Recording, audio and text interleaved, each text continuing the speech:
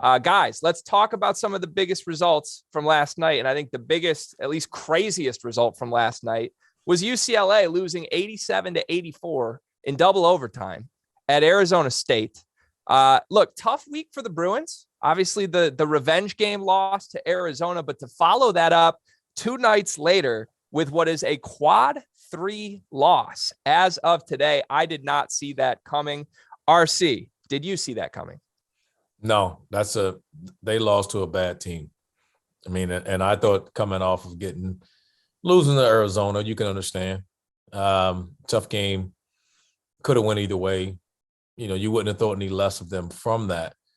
But for a team that we were starting to talk a lot about, that was a disappointing loss. That was a disappointing effort. I know it was an overtime, but they're just a better team than Arizona State, you would think. Coach, did you stay up for 2 overtimes last night? Yeah, really 3 overtimes. I mean, it's a 3 overtime game. Oh, it's 3. My bad. Yeah, it's 3 overtimes. Well, I fell asleep in the second. You fell asleep in the second overtime. It did. It went one more. It went one more overtime. And so we'll talk about that if we need to give you an update for that. You did know they lost, though. The one thing that I found when I went back and kind of looked at the game and looked like the rundown of the score, UCLA was up in the last minute of regulation, the last minute of the first overtime, the last 2 minutes of the second overtime, and they weren't able to close. And, Mick Cronin, I followed his career for a long time, him being a former Murray State guy and going against his teams when he was at Cincinnati. Man, his teams are usually focused defensively, tough as nails. They've got to get that stop on the road at Arizona State, get a split, because their schedule, they got to still go to Stanford. They still got to go to SC. They still have to go to Oregon, and they've got Washington State coming to their place, who's kind of sneaky good team. But I thought they had to get out of that one with the win. But that was what I was most disappointed with them. You could talk about their field goal percentage, shot selection, all that stuff. Man, they couldn't close, and 3 different times. Yeah, so UCLA, both last year when they made the magical run through March, and then this year, like it seems like in a tight game, their game plan down the stretch of these games is, all right, let's get the ball to Johnny Juzang and let's get out of the way.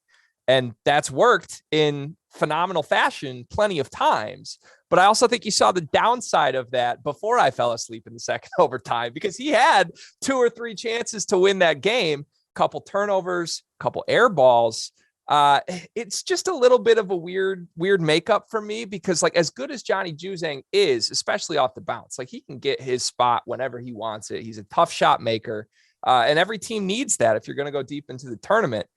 But like they've got other guys. Like Tiger Campbell is a very flashy, unselfish point guard that I love seeing. I think the offense hums when he's very heavily involved. Jaquez has his ups and downs, but I fear for them that they fall a little too in love with both the up and the downside of Johnny Juzang as a superstar. RC, is that a horrible take from me, or what do you make of that? No, I was going to say I'm a big fan of Tiger Campbell, son. I wish they would have the ball in his hands more. I think other people touch it. I don't think it sticks as much. I think his decision-making is really good, and he picks the right moments. He just has a great feel for the game, and I think one of the better point guards in the country in doing so. So I would like for them to have it more in his hands. I get it. Juzang is deserving of it. He is a difficult shot maker, but I would like to see more of the flow of the game in Tiger's hand.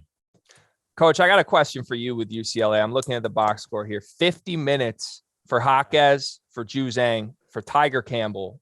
4 minutes off the bench for Peyton Watson. I mean, they essentially played 6 guys last night. How tough is that? Like, what can you win with the rotation that is really that small? Yeah, that's the one thing when we said we were going to talk about this game a little bit more in depth today, and I went back and looked at the box score and the kind of the rundown.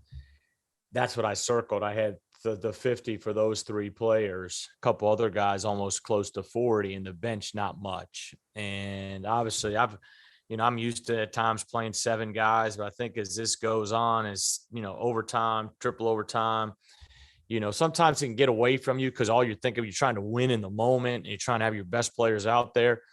but I think it may have caught up to him a little bit, because when you really look at the stat line last night, and if I was to just say to Randolph, hey, you're going to go on the road, you're going to out rebound them by 6, you're only going to turn it over 9 times, and they're going to shoot 40% from the field and 33% from 3, you got to think you win, right?